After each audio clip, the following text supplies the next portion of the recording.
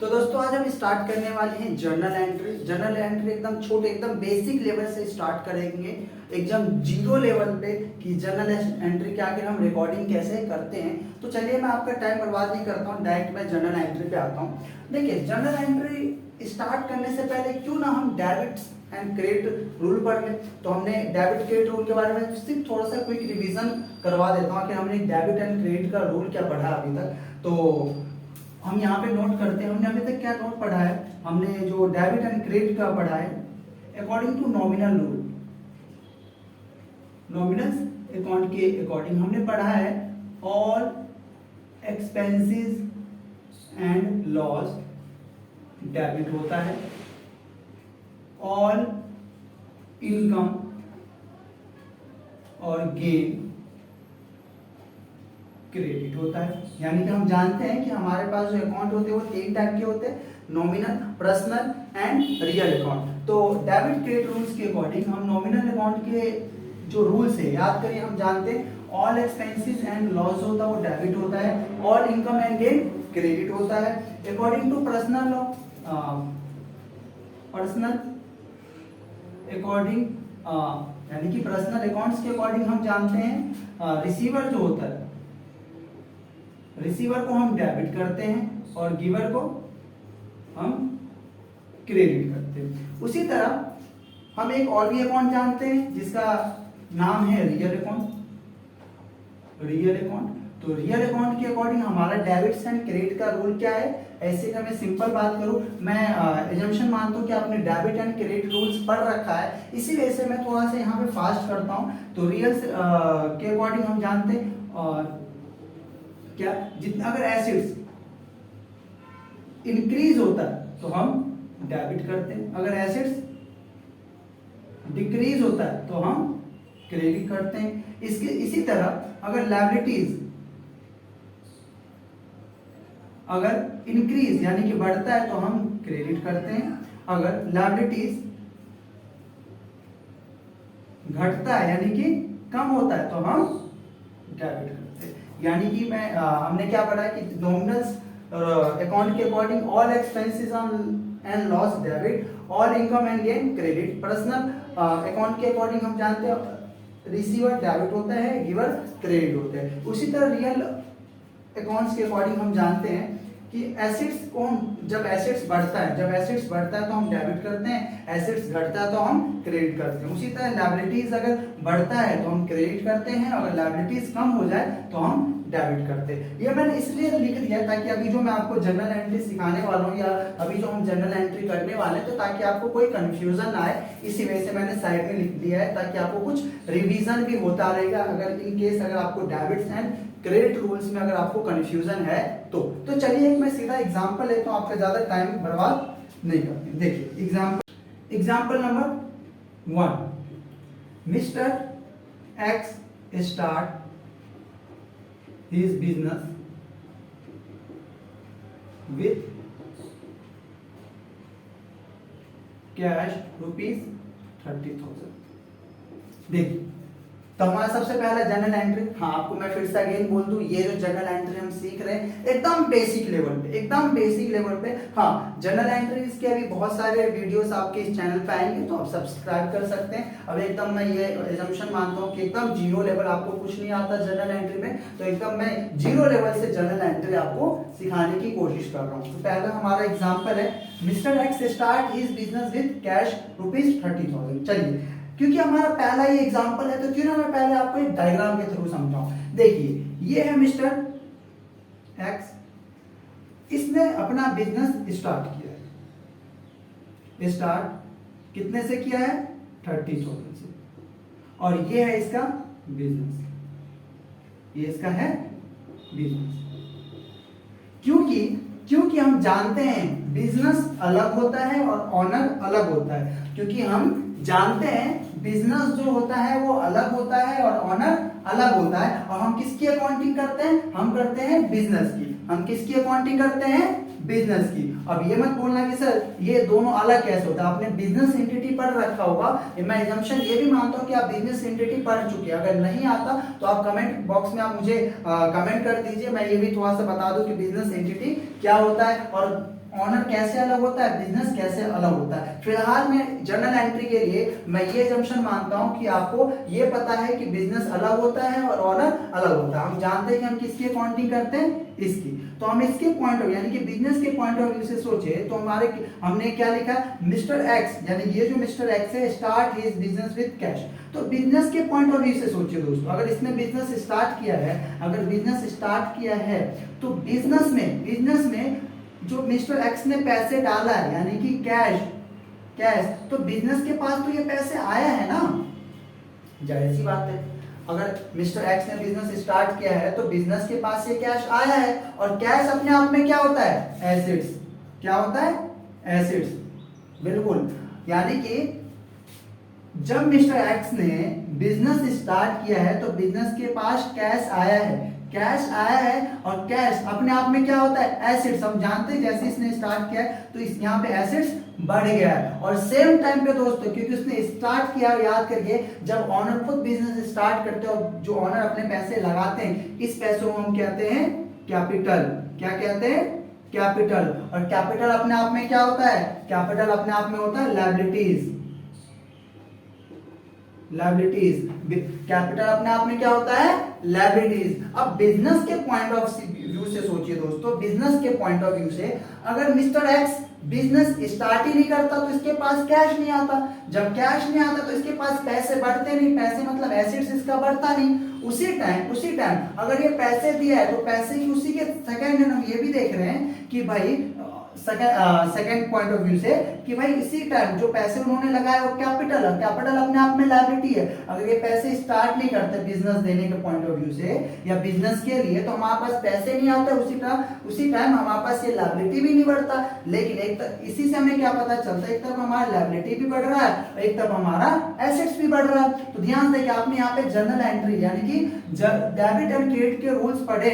जब भी आपका एसेट्स इंक्रीज होता है, तो आप क्या करते हो, डेबिट। और जब भी आपका लायबिलिटीज इंक्रीज होता है तो आप करते हो क्रेडिट। सही बोला दोस्तों। तो यहाँ पे एसेट्स आपका क्या है, कैश। तो यहाँ पे हम किसको डेबिट करेंगे, अभी देखिए फिर से रिवीजन। जब भी एसेट्स इंक्रीज, जब भी एसेट्स आपका बढ़ता है तो हम क्या करते हैं, डेबिट। और यहाँ पे एसेट्स क्या है, कैश यहाँ पे बढ़ रहा है, कैश अपने आप में क्या होता है, एसेट्स। और जब भी एसेट्स इंक्रीज होता है तो हम क्या करते हैं, डेबिट। तो इसका जनरल एंट्री का यहाँ पे क्या हो जाएगा, कैश, यानी कि cash account debit 30,000 to capital account 30,000। और यहां पे हम नरेशन लिख सकते हैं, being mister X start his business with cash rupees 30,000। देखिए दोस्तों, यानी कि ये आपका डेबिट है और ये आपका क्रेडिट है। कितना सिंपल है ये जर्नल एंट्री कितना सिंपल है। हाँ, अगर आपको लग रहा है कि मैंने फास्ट थोड़ा जल्दी किया है तो या मैं स्लो कर रहा हूं तो आपके पास स्पीड होता है यूट्यूब पे, आप देख लीजिए कहां से कम या ज्यादा करते हैं, आप अपने अकॉर्डिंग एडजस्ट कर लीजिए। मैं ये अजम्पशन मानता हूं कि आपको अच्छी तरीके से समझ में आ गया और आप साथ में नोट भी कर रहे हैं, क्योंकि आपके पास ऑप्शन है पॉज करके लिखने का। तो मैं ये भी एजम्पशन मानता हूं आप इसको पॉज करके लिख सकते हैं। मेरे पास तो अगर मैं यही करने लगा कि आप नोट करोगे तब तक मैं रुकने लगूं तब तो थोड़ी सी काफी लंबी वीडियो बन जाएंगी। तो अगर आपने अभी तक नोट नहीं किया तो मैं यहाँ पे साइड हो जाता हूँ, आप इसको पहले वीडियो को पॉज कर लीजिए और इसको लिख लीजिए। मैं दूसरे एग्जाम्पल की तरफ बढ़ता हूँ। तो चलिए दोस्तों, हम एग्जाम्पल लेते हैं। दूसरा एग्जाम्पल मेरे साथ लिखिए आप। Example number 2, mister x purchase a furniture in cash ₹1 lakh. ठीक है, मैंने क्या लिखा, mister x purchase a furniture in cash और ₹1 लाख, यानी कि मिस्टर एक्स ने क्या खरीदा है दोस्तों, 1 लाख का फर्नीचर। इधर ध्यान, इधर। अब 1 मिनट आप लिखना छोड़ दीजिए, बस इधर ध्यान दीजिए। इधर दोस्तों, इधर देखिए। अच्छा एक बात बताओ, ये मैं मार्कर किसी के पास खरीदने जाऊंगा, जाहिर सी बात है, अगर मैं मार्कर किसी के पास खरीदने जा रहा हूँ, अगर सोचो सामने में कोई है तो नहीं, लेकिन ऐसे मान लो अगर मैं किसी से मार्कर खरीदने जा रहा हूँ, मैंने बोला भैया भैया मुझे मार्कर दे दो, एक तरफ से मैंने मार्कर लिया और दूसरी तरफ से मैं पैसे दूंगा, यानी कि एक तरफ से मार्कर मैं अपने हाथ में लूंगा और दूसरी तरफ से मैं उसको पैसे दूंगा। सेम चीज यहाँ पे हुआ है दोस्तों। देखो, एक तरफ आपने फर्नीचर परचेज किया, फर्नीचर मतलब फर्नीचर अपने आप में क्या होता है, फर्नीचर होता है अपने आप में एसेट्स, और आपने एक तरफ फर्नीचर आपने खरीदा है और जैसे आपने खरीदा उसी टाइम आपने इसको कैश दे दिया 1,00,000 रुपए, और ये भी है अपने आप में एसेट्स। बहुत सिंपल है ये तो, जाहिर सी बात है क्वेश्चन के अकॉर्डिंग तो यही बोल रहा है कि भाई मिस्टर एक्स ने क्या खरीदा है, फर्नीचर। अगर वो फर्नीचर खरीदता है तो सेम टाइम पे इसका एसेट्स बढ़ जाएगा। अगर मान लो उसके दुकान में या उसके शॉप में या उसके क्या बोलते हैं ऑफिस है, अगर ऑफिस में पहले से फर्नीचर होगा वो फिर से खरीद ले, है ना, तो मान लो आपके घर में एक कुर्सी है या एक चेयर है, आप फिर से दोबारा खरीदने गए हो, तो जितना रहेगा तो ये तो बढ़ जाएगा ना, पहले एक था अब दो हो जाएगा। सेम चीज अगर मिस्टर एक्स के पॉइंट ऑफ व्यू से बात करो तो उसने फर्नीचर परचेज किया है, तो इसका फर्नीचर यानी कि पहले उसके पास एक फर्नीचर था, अब खरीदने से हो सकता है दो हो गया हो, यानी कि इस समय ये समझ में आ रहा है कि भाई जब परचेज किया है फर्नीचर से तो फर्नीचर तो अपने आप में एसेट्स होता है, जब खरीदा होगा तो इसका एसेट्स बढ़ गया होगा। बिल्कुल आपने सही सोचा, यही आप सोच रहे हो, मुझे पता है कि आप यही सोच रहे होगे। और बिल्कुल फर्नीचर जब उसने खरीदा है तो इसके एसेट्स, फर्नीचर अपने आप में होता है एसेट्स, और एसेट्स इसका बढ़ गया है। अब देखो इन कैश, कैश का मतलब एक तरफ फर्नीचर आपने खरीदा और दूसरी तरफ आपने कैश दे दिया। अब ध्यान देखिए, अगर आपके जेब में 1,00,000 रुपए था, आप फर्नीचर खरीदने गए तो आपका फर्नीचर आपके घर में आएगा और सेम टाइम आपके जेब में जो 1,00,000 रुपए था यानी कि वो कम हो जाएगा दोस्तों, जाहिर सी बात है कम ही तो होगा। और कैश अपने आप में क्या होता है, एसेट्स होता है। तो अगर मैं फर्नीचर परचेज करता हूं तो मेरा एसेट्स इंक्रीज होता है और उसी टाइम मेरा कैश बैलेंस यानी कि आपके कैश अपने आप में एसेट्स होता है, एसेट्स डिक्रीज भी हो रहा है। तो ध्यान देखिए, आपने अभी यहाँ पे देखिए, इधर अभी लिखना नहीं है, इधर देखिए यहाँ पे आपने पढ़ रखा है, जब भी एसेट्स इंक्रीज होता है तो आप डेबिट करते हो, जब भी एसेट डिक्रीज होता है तो आप क्रेडिट करते हो। तो यहाँ पे एसेट्स आपका क्या बढ़ रहा है, आपके एसेट्स बढ़ रहा है फर्नीचर, यहाँ पे फर्नीचर, तो आप लिख दो furniture account debit to cash account. Furniture आपके कितने से बढ़ रहा है सर, 1,00,000 से, और आपके जेब से कितना पैसा चला गया सर, 1,00,000। तो यानी कि ये आपका डेबिट है और ये आपका क्रेडिट है। और यहाँ पे आप नरेशन लिख दीजिए, बीइंग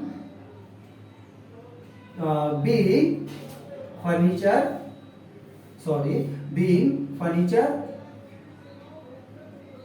परचेज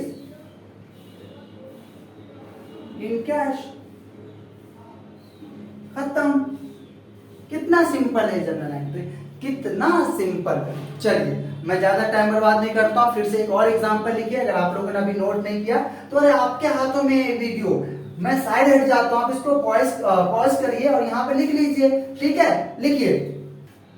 तो चलिए दोस्तों एक और एग्जांपल लेते हैं, एग्जांपल नंबर 3, यानी कि एग्जांपल नंबर 3 यानी कि वेजेस पेड इन कैश ₹10,000, यानी कि वेजेस पेड इन कैश। अब ध्यान से देखिए दोस्तों, यहाँ पे वेजेस आपने पेड किया, पेड मतलब होता है पेमेंट करना, पेमेंट मतलब सर जाहिर सी बात है आपने वेजेस यानी कि मजदूरों से काम करवाया होगा, तो इसके बदले आपने उनको 10,000 रुपए दिया है। अब इसका इफेक्ट क्या हुआ होगा बिजनेस में, हमेशा फिर से देखिए, मैं आपको अगेन फिर से याद दिला दूं, हम जब भी जर्नल एंट्री करते हैं तो जर्नल एंट्री हम करते हैं बिजनेस के पॉइंट ऑफ व्यू से। हम किसके पॉइंट ऑफ व्यू से करते हैं दोस्तों, बिजनेस के पॉइंट ऑफ व्यू से हमें जर्नल एंट्री करना होता है। अब थोड़ा सा सोचिए, अगर मैं सबसे पहली बात तो मैं आपसे ये पूछना चाहूंगा, वेजेस आखिर पेमेंट किस लिए किया जाता है और वेजेस अपने आप में है क्या? तो आपका जवाब आएगा सर जब हम बिजनेस रनिंग करते हैं तो बिजनेस में कुछ मजदूरों को भी काम करवाना होता है। अब जब मजदूर काम करेंगे तो उनको तो कुछ पैसे भी देना पड़ेगा, और ऐसे तो है नहीं कि आपने एक मजदूर आज रखा फिर उसके बराबर 1 साल का काम हो जाएगा। मजदूर आपको पता है डे टू डे बिजनेस को चलाने के लिए आपको रखना पड़ेगा। जैसे अगर मान लो मैं फैक्ट्री की बात कर रहा हूँ, अगर फैक्ट्री में आपको प्रोडक्शन करना है किसी भी चीज को, एग्जाम्पल आप फैक्ट्री में गए, आपका काम है ये मार्कर बनाना। क्या काम है? मार्कर बनाना। तो भाई मार्कर बनाने के लिए कम से कम मजदूर तो चाहिए ना। अब मजदूर ही नहीं रहेगा तो ये मार्कर बनेगा कैसे? अब मजदूर चाहिए इस मार्कर को बनाने के लिए, तो मजदूर को मजदूरी भी देना पड़ेगा। अब ये भी जानते हैं कि भाई मजदूरी देना पड़ेगा इस बिजनेस को चलाने के लिए, इस प्रोडक्ट को बनाने के लिए अगर मुझे वेजेस देना पड़ेगा, तो आप इनडायरेक्टली ये भी कह सकते हो अगर मैंने वेजेस को यानी कि मजदूर को पैसे नहीं दूंगा तो काम नहीं करेंगे। जब काम नहीं करेंगे तो मेरा ये प्रोडक्ट बनेगा नहीं, और जब प्रोडक्ट बनेगा नहीं तो आपका फिर बिजनेस भी नहीं रहेगा। यानी कि सिर्फ अगर आप बिजनेसमैन है, मार्कर में डील करते हैं, तो ये मार्कर को बनाने के लिए आपको वर्कर कंपलसरी है चाहिए। क्यों कंपलसरी है भाई? अभी तो आपने बोला अगर मार्कर बनाओगे नहीं तो बेच नहीं सकते हो। मार्कर को बनाने के लिए कम से कम मजदूर को वेजेस तो दोगे ना। अब वेजेस देते हैं तो आपने अभी तक पढ़ा है जो भी चीज या कुछ भी ऐसे खर्चे जो बिजनेस को चलाने के लिए, डे टू डे बिजनेस को चलाने के लिए, ऑपरेशन के लिए एकदम कंपलसरी, उसको हम क्या कहते हैं? एक्सपेंसिव। तो वेजेस को भी आपको देना कंपलसरी है। अगर आप वेजेस नहीं दोगे, मजदूर को आप मजदूरी नहीं दोगे, तो 1 दिन 2 दिन 3 दिन या 1 महीने 2 महीने काम करेगा वो, फिर वो आपके पास से चला जाएगा। अगर वो चला जाएगा तो भाई आपका ये प्रोडक्ट नहीं बनेगा। जब प्रोडक्ट नहीं बनेगा तो फिर आपका बिजनेस भी नहीं रहेगा। यानी कि मजदूरी देना आपके लिए कंपलसरी है बिजनेस को ऑपरेशन करने के लिए। और याद करिए हमने ये भी पढ़ा है जो चीज कंपलसरी है और बिजनेस को डे टू डे चलाने के लिए खर्च करने पड़ते उसको हम क्या कहते हैं? एक्सपेंसेस। इसको हम क्या कहते हैं? एक्सपेंसेस। और याद करिए यानी कि आपने वेजेस दिया है किसमें? In cash. इन कैश यानी कि आपने वर्कर को पैसे दिए हैं। पैसे दिए हैं यानी कि अगर मान लीजिए सामने में एक चिंटू है, चिंटू को मैं पैसे दे रहा हूं, चिंटू को पैसे दे रहा हूं, तो मेरे पास जितने पैसे थे वो तो कम हो जाएगा ना जेब से, अब उसके पास चला जाएगा। अब मैं बिजनेस के पॉइंट ऑफ व्यू से बात करूंगा, मैं वेजेस किसी को दे रहा हूं, मैं पैसे किसी को दे रहा हूं, तो पैसे तो मेरा कम हो रहा है ना, यानी कि कम हो रहा है। और पैसे यानी कैश अपने आप में क्या होता है? एसेट्स। अब वेजेस दे रहा हूं उसकी वजह से मेरा एसेट्स कम हो रहा है, तो मैं किसी को पेमेंट कर रहा हूं। और वेजेस अपने आप में क्या होता है? एक्सपेंसिव। एक्सपेंसिव बोले तो सर बिजनेस को चलाने के लिए मुझे एक्सपेंसिव देना पड़ेगा। आप ऐसे भी कह सकते हो सर मेरा कैश कम हो गया, क्यों? क्योंकि मुझे मजदूरी देना पड़ा। या आप ये भी कह सकते हो सर मैंने मजदूरी यानी किसी वर्कर को मैंने वेजेस दिए, इसी वजह से मेरा कैश भी कम हो गया। दोनों तरीके से आप कैसे भी कह लो, लेकिन हमारा तो अभी यहाँ पे ये मेन मोटिव है कि आखिर इसका जनरलाइज कैसे करें, आखिर हम इसकी जनरल एंट्री कैसे पास करें। तो दोस्तों वेरी सिंपल, बहुत सिंपल है। आपने क्या बोला सर अगर आपने वेजेस दिया है तो ये आपका एसेट्स था, एसेट्स आपका डिक्रीज हो गया, आपका एसेट्स डिक्रीज हो गया। और ये आखिर पैसे कम हुए किस लिए? इसका रीजन क्या है? क्योंकि आपने ये वेजेस दिया है। वेजेस अपने आप में क्या होता है? एक्सपेंसिव। वेजेस अपने आप में क्या होता है? एक्सपेंसिव। तो ध्यान से डालिए यहाँ पे रूल, यहाँ पे आपने रूल क्या पढ़ रखा है? All expenses and loss debit, all expenses and loss debit. तो वेजेस भी तो अपने आप में एक्सपेंसेस है, और यानी कि एक्सपेंसिव, लेकिन एक्सपेंसिव में क्या? वेजेस। तो आप लिख सकते हो wages account debit to, wages account debit to, wages account debit to. ध्यान देखिए क्यों? एसेट्स, एसेट्स आपका कम हो रहा है। जब एसेट्स कम होते हैं तो हम जानते हैं जब भी आपके एसेट्स कम हो, डिक्रीज हो, तो हम क्या कर देते हैं? क्रेडिट। यहाँ पे लेकिन एसेट्स है क्या? आपका कैश कम हो रहा है, तो यहाँ पे क्या लिखेंगे? कैश देखो 10,000, क्या लिखेंगे? 10,000। और यहाँ पे आप लिख लीजिए narration, being cash paid, being cash paid for wages ₹10,000। तो दोस्तों हमने देखा है अभी, हालांकि हमने 3 ही एग्जाम्पल देखे हैं, लेकिन 3 एग्जाम्पल के अकॉर्डिंग आप मुझे कमेंट बॉक्स में बता देना कि आपको इसमें कोई दिक्कत है क्या। नेक्स्ट वीडियोस में हम मिलेंगे और इससे भी अच्छे अच्छे थोड़ा सा एडवांस लेवल कुछ जनरल एंट्रीज देखेंगे। या आप कमेंट करके बता दीजिए आपको किस टाइप का जनरल एंट्री में प्रॉब्लम है। तब तक के लिए बाय बाय, टाटा।